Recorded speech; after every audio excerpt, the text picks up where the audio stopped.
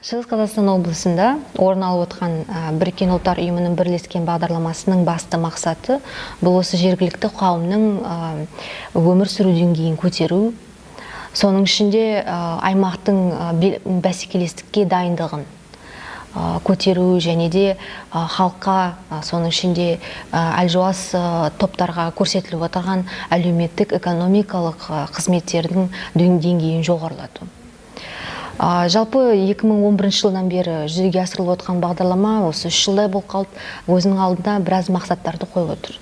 Осы мақсаттар әрине де үлкен, бірақ соның ішінде жалпы басты 3 бағыт бар. Сол бағыттарды атап өтсем, ол бірінші бағыт бұл жергілікті билік өкілдерінің мемлекеттік бағдарламаларды жергілікті деңгейде жүзеге асырудағы потенциалын көтеру. Яғни, өздеріңіз білесіздер, қазір кезде мемлекеттік бағдарламалар жергілікті қауымның өмір сүру деңгейін көтерудегі үлкен маңызды рөлін атқарып отыр.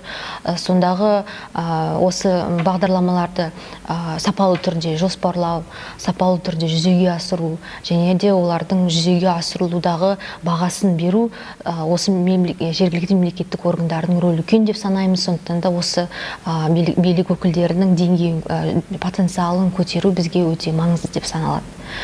Екінші бағыт бұл жергілікті өзін басқару реформасына үлес қосу, яғни жергілікті халықтың осы реформаға қатысудағы белсенділігін арттыру. Біз осы негізі Шығыс Қазақстан облысын өзіміз үшін бір пилот ретінде таңдап алдық.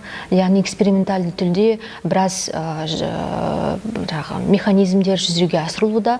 Сондықтан да біздің ойымызша қазір кездегі біздің жетіп отқан нәтижелеріміз Шығыс Қазақстандағы жергілікті өзін-өзі басқару жүзеге нақты түрде, сапалы түрде жүзеге асырылуда және де Қазақстан Республикасына басқа аймақтарында оның жүзеге асырылуында мүмкін деп санаймыз.